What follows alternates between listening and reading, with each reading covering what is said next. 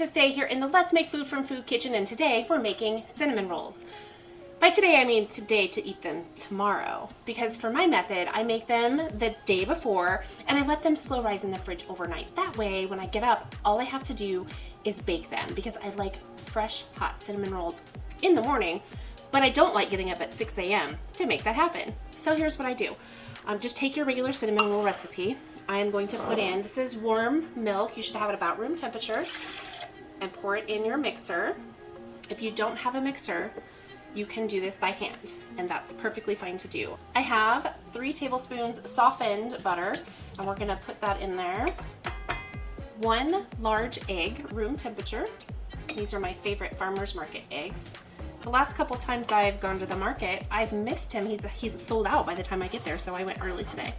I have 3 tablespoons cane sugar, not white bleached refined sugar, but that's up to you. I don't like to use it. You use what you want to use. For the first time ever on this show, episode, video, whatever you want to call it, recipe number 70 is the first time I'm using commercial yeast. And I'm using it in this recipe because it's quick and easy. I do have a sourdough cinnamon roll recipe, and we will make that in the near future. I'm going to show you how to do that. It takes more time for sure, but I want to show you that I do sometimes use yeast. It is not the healthiest thing for your gut and digestion over options like sourdough. So I just want to mention that, but I am not devoid of yeast in this kitchen. So there's salt, and that's just pink salt. And I'm just going to give it a little bit of a stir. You don't have to blend it really well, but I'm going to give it a little stir here. And this isn't one of those bread recipes where you need to let the yeast foam up. And that works by feeding it with the sugar. So next I have 3 cups unbleached flour. And it's just all-purpose unbleached flour. Okay? And then I'm going to turn on my mixer, and what I want to do is get to a consistency where your dough is smooth and a little sticky, but it should not stick to your hands. So when you touch it or knead it with your hands, it should not be sticking. So I'm going to start on a low and just keep an eye on it. And I'll probably take my spatula and kind of scrape down the sides once in a while. And we're just going to wait for this ball to form. It's probably going to take a couple minutes, so I'll skip ahead until we get to that point. So now that my ingredients have incorporated, I'm going to go ahead and turn this up to a medium speed and let it go for a couple more minutes. Okay, so I let it go for a little while, and I did the finger test, and it's sticking to my fingers. So what I want to do is add a little bit of a flour at a time. And I'm just going to sprinkle it around. And I'm going to do this until it's no longer sticking. And why this might happen with your recipes, even though you use the same recipe all the time, there are factors that come into play regarding anything you make with flour, dough, things like that. It's your humidity, your dryness, your temperature. Ingredients react to their surroundings, and when it's humid here in Tennessee, I find that I have to add flour more times than not to my original recipe. When I was living in Arizona, I didn't have to do that at all. I hope for obvious reasons. It's very dry there. I'm seeing that it's starting to come together a little, but not quite enough. And I don't add a lot at a time, and I make sure that it's well blended before I add more, because you can quickly have too much, and then you're going to have some very dense cinnamon rolls. Or bread, or whatever you're making. So I just keep that process up until I'm happy with my consistency. All right, we're getting there. It's still sticking a little, so I'm going to go ahead and add just a little bit more flour. Just be patient with your dough. It'll be worth it in your end result, I promise. Okay, now I'm able to touch it, and it's not staying on my hand. It sticks for a second, but it doesn't come off, and that's what I'm looking for. I lightly sprayed it with my avocado oil. The next thing I want to do is get my dough, and I'm going to dampen my hand first. And the reason to dampen your hand is because the dough won't stick to your hand, even though it shouldn't really be sticking anyway, but when you start scraping it from the bottom, it won't stick to your hand so much when you have to dig into it. There we go. Perfect. Okay. Now, this needs a little nap. About an hour, we're going to cover it up, non-drafty, warmish spot, While that goes, I'm gonna clean this up really quick and then we'll move on to make the filling.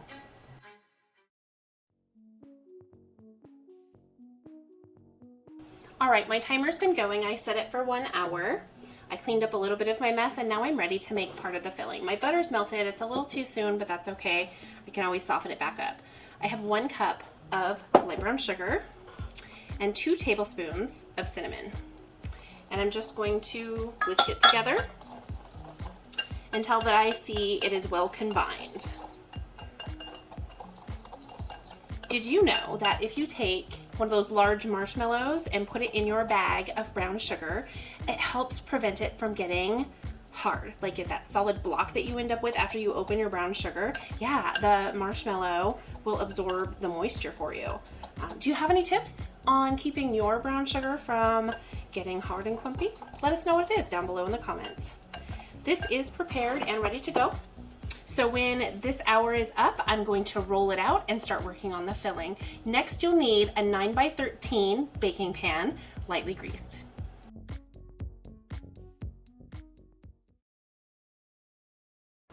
And we are back. Our 1 hour is up on our rising time. So what I want to do is just go ahead and take a little bit of flour and dust my board for when I roll this out. And it's just a little bit. I don't want to overflour this. So what I want to do now, take the cover off of this. I'm going to punch it down. As you can see, it rose up some. I'm just going to punch it down, then grab it together and get it on my cutting board. I am done with those items. So I have my rolling pin and I just want to get a little bit of flour on that as well. You don't want to overdo it because you don't want to add a bunch of flour to your recipe at this time. I'm going to go get rid of it. If you want to bake this today, instead of waiting until tomorrow morning, what you want to do now is turn on your oven to 325 degrees to get it preheating. Then we're going to roll this out. You want to get about 12 by 18-ish. Nobody's going to bust out a ruler on you unless you want to do that to yourself. I guess if that's what you want to do, you sure can. But you want to try and get it fairly even so that our baking is even. If you're unsure, what you could do, at least for part of it, this is a 9x13 pan, so 12 would be about 1 inch shorter than this and 2 inches shorter than my cutting board. So I want it to be right about here on my cutting board for part of it, and this is about 18 inches, so I'm going to get it just shy of the length of my cutting board and width of my cutting board. So to do that, I just have to keep rolling it and working it, and if it's not quite cooperating, what you could do, and mine's fine, I'm just doing this for example, you could fold it so that you're starting over again and then roll it in on itself to put some of it that way and then roll it back this way, and your edge, as long as you keep following it the way that the bulge is going, you can even it out. All right, let's see where we're at. I'm thinking it's not quite long enough. In that direction we're okay, but this is 13 inches. We're close. We are close. Do you like my measuring system? Because I don't want to get out a ruler. We're not in class. Plus, this isn't a professional bakery where uniformity is more important. And I guess even in a bakery, you might not want it to be identical. Commercial bakeries do. Like, you know, the big companies. Okay. Just getting it a little more even on my size because I want to roll them out fairly evenly. Because what's going to happen is I'm going to roll this up, and if the edges aren't even, especially on the outer edge of the roll, then you're going to have little rolls and big rolls, and while that doesn't matter to me in terms of size for consumption, it matters for baking time because those little rolls will bake up a lot faster than the bigger ones. And it's really not just a simple pull it out separate from the others because they bake into each other really. Okay, so now you can see my shape's getting pretty even. I'm happy with this. Our next step, we're gonna brush on our melted butter. And you're gonna brush the whole entire thing. And this is a 1 stick of butter. It is salted butter. And so was the butter that I put into the dough. That was also salted butter. You can use unsalted if you'd like. Just add a little bit more salt into your dough. You don't have to do a lot, just a little bit. I am gonna call this good.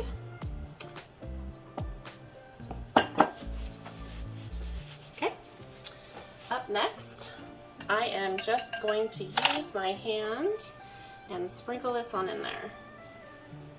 And the butter is what's going to help make this brown sugar mixture a little bit melty. When it's gooey and you pull it apart, there you go, it's butter. If you don't mind getting your hands a little bit messy, you can just rub it in there. But I'm gonna wait until I've spread enough of this on there, because I don't want to stick buttery hands in this, because if there's any left, then I can seal it up and use it again.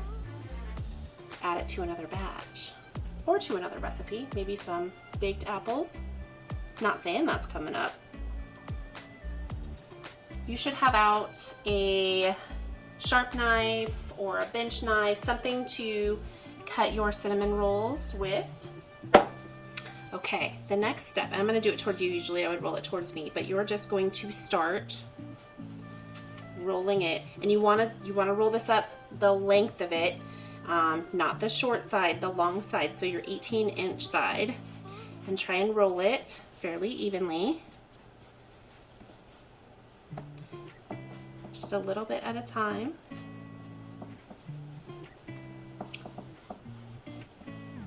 Okay. I'm going to scoot it towards myself by rolling it all the way over so that the seam is kind of up towards me. Now, I'm just pressing the seam down a little bit, not shoving it in there, but I want it to kind of stick. I'm using my bench knife. You use a sharp knife. I've even heard of people using dental floss. The idea is to do it quick and not squish it too much. So I want to try and get an even width, and that was, let me find the right one. Once again, this bench knife has the measurements on there. This part I do want to be kind of consistent with, 2 inches. So if I go through here and make a mark every 2 inches, my cinnamon rolls are going to be fairly uniform. Just like so. And you can see just the little indentation. And why that is important is just simply for your baking time, not for your perfection, same size rolls. All right, so then we're just gonna go to that mark and quickly try and push down on it.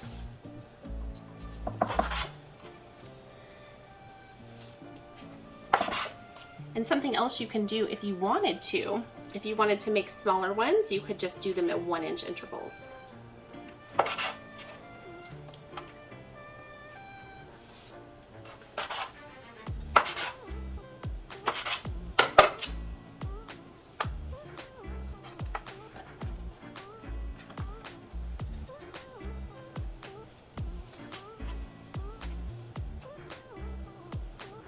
Okay, so this one, because it's so wide, I'm going to gently roll it out, and I'm gonna get 2 out of this. I'm trying to do it so all of my stuffing doesn't come out. I'm just gonna try, but it's really gonna be too big if I don't either cut part of it off and throw it away, or stretch it out a little bit. And you know I don't wanna cut and throw away because that's so wasteful. So I just made 2 more. So it's not an even dozen, which is totally fine with me. Okay, this part is done and ready. If you are baking these the same day, you are going to cover it and let it rest for 30 to 45 minutes. You're gonna see it rise up and they're gonna get closer together, totally fine. And then you're gonna bake it for about 14 to 16 minutes. How you know they're done is they've got that golden brown kiss on it. If they're still kind of this color, they are not ready. And that's your gauge. So you want to have a nice little golden brown on it. When I come in and do the baking portion of this, then I'll go ahead and we'll walk through the icing and how to make your icing for this. So if you're going to do the overnight method, what we're going to do is, instead of covering it with a towel, I'm going to cover it with plastic wrap, and we're going to put it in the fridge overnight. First thing you do when you get up, make your coffee. After you've pushed the button on your coffee brew, take this out, turn your oven on to 325.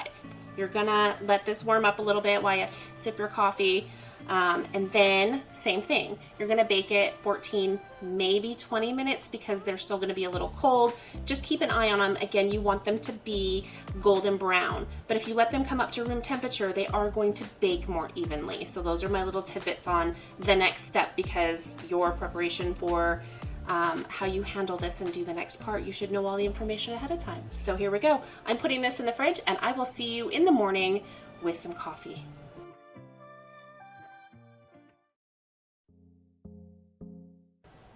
We are back. I had a good night's sleep. I've got my coffee. I took out my cinnamon rolls about an hour ago and my oven is preheated to 325. So let's get baking. I'm gonna put these in and set my timer for 14 minutes. As you can see, they rose up some overnight, which is perfect.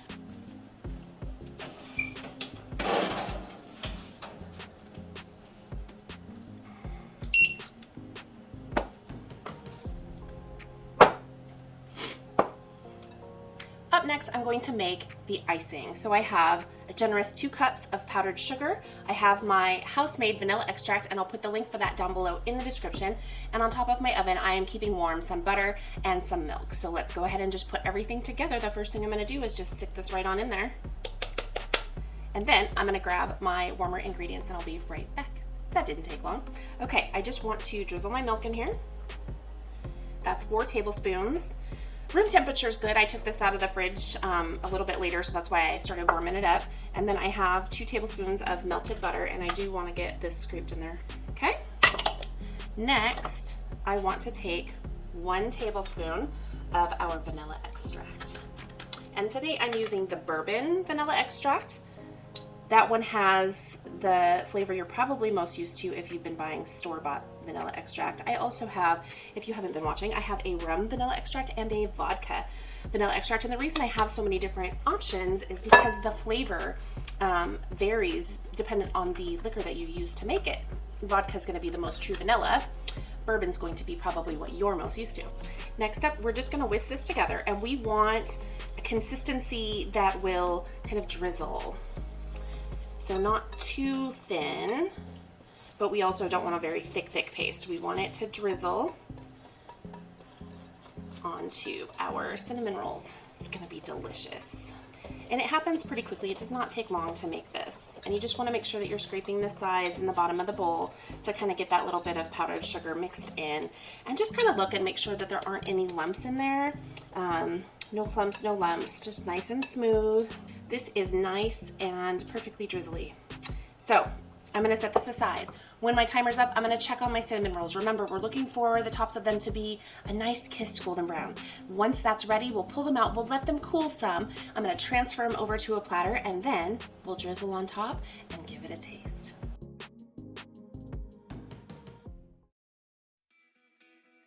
Cinnamon rolls are out of the oven. They have cooled for 10 minutes. As you can see, they're nice and golden brown. Perfect. So I am going to just go ahead and plate these up. All right. This looks beautiful. All right. I've got these plated up. As you can see, I did one for myself. And I'm going to go ahead and put our icing on top. And this one, I'm just going to do it with my spatula maybe.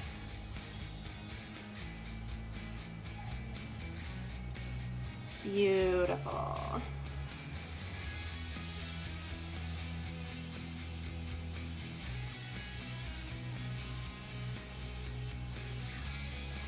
Cinnamon rolls are ready to go. I want to cut this one open and see how our center looks. Oh, that's perfect. All right, let's take a taste.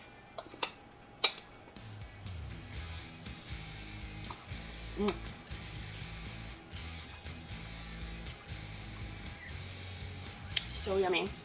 I do want to mention something because I've talked about how we don't use refined sugars in this kitchen for the most part. The point is that you don't always have to be on the train of not doing any of those things. Have a treat, let yourself live some. That's what this is for me. I am giving my family a treat. We are going to enjoy it, and then I'm gonna go back to not having that processed sugar in my kitchen.